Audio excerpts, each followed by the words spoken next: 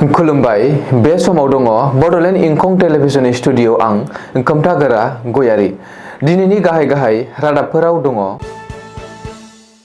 एबसुआ उदखारि बेरेखा सान फालिदों।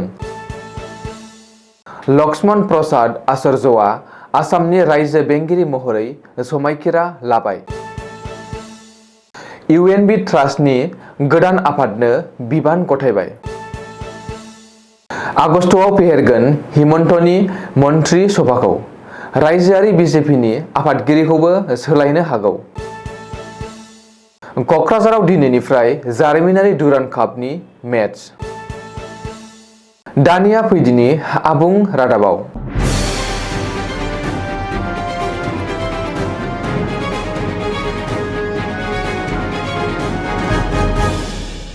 दुलाराय बर' फरायसा आफादा बोसोरफ्रामबो 30 जुलाइ खालाराव जोहोलाव सोमब्ला बसुमतारिनि थैनाय सानखौ लोब्बा लाना उदखारि बेरेखा सान एबा एन्टि टेररिज्म डे महरै फालिबोबाय थादों।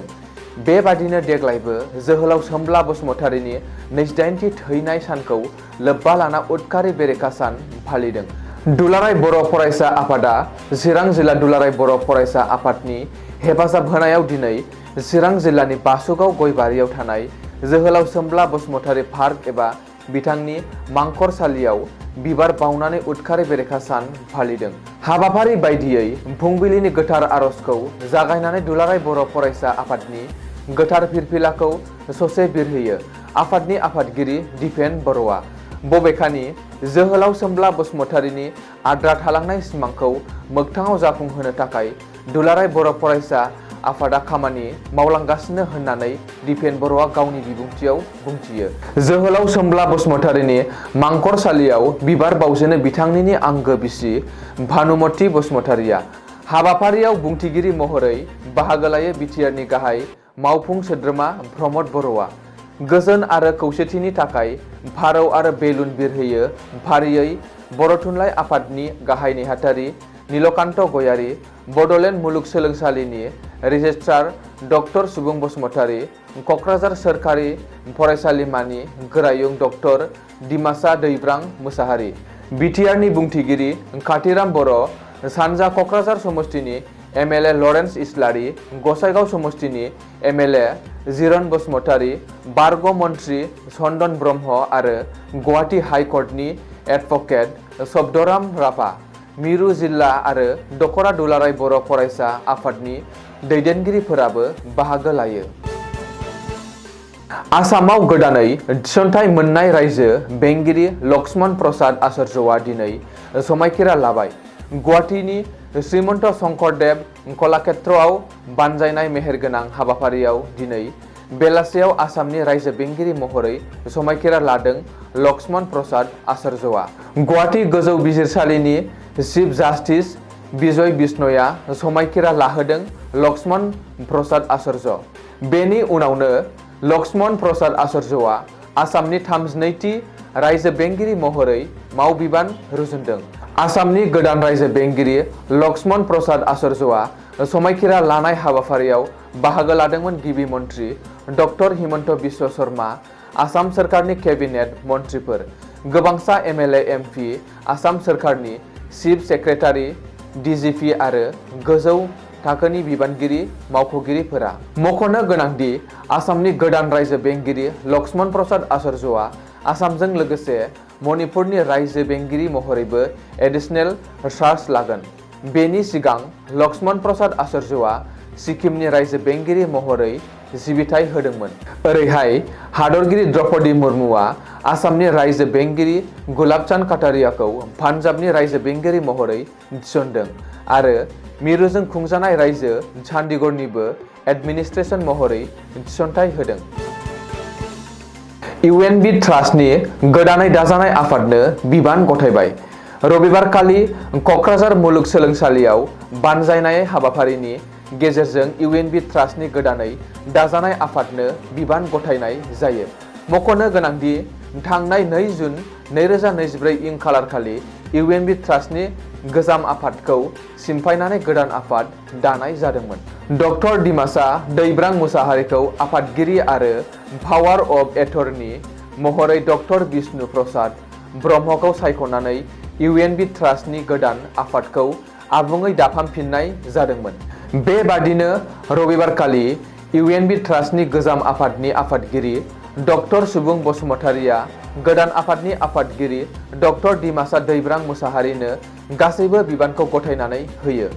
बबेखानि रबिबारखालि इउएनबि ट्रास्टनि गोदान आफादनि बिबान गथायनाय हाबाफारियाव बाहागो लादोंमोन इउएनबि ट्रास्टनि बारग' आफादगिरि आरो बड'लेण्ड मुलुगसोलोंसालिनि रेजिस्ट्रार डक्टर सुबुं बसुमतारि, सानजा क'क्राझार समष्टिनि एमएलए लरेन्स इस्लारि, क'क्राझार हिनजावसा फरायसालिमानि गोरायुं आरो एनआइबिनि मासिगिरि डक्टर आदाराम बसुमतारि, इउएन एकाडेमिनि डाइरेक्टर कृष्णा गपाल बसुमतारि, इउपिपिएलनि गाहाय नेहाथारि राजु नार्जारि, एनआइबिनि नेहाथारि डक्टर बिहुं ब्रह्म, दुलाराय बर' फरायसा आफादनि लोगो आफादगिरि खोरोमदाव औवारि, गाहाय नेहाथारि खनिन्द्र बसुमतारि आरो गोबांसा दैदेनगिरिफोरा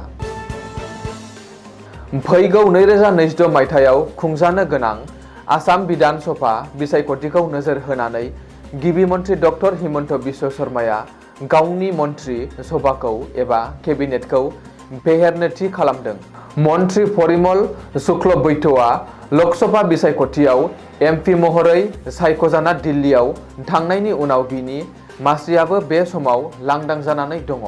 बेनि थाखायनो हिमन्त बिश्व शर्माया फैबाय थानाय आगस्ट दानाव गावनि मन्थ्रि सभाखौ फेहेरनो हागौ होननानै खौरां ओंखारदों।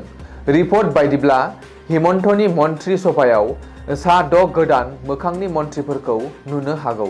गिबि मन्थ्रि डक्टर हिमन्त बिश्व शर्माया पल्लब लोचन दासखौ मन्थ्रि सभायाव लाबोफिननो हागौ।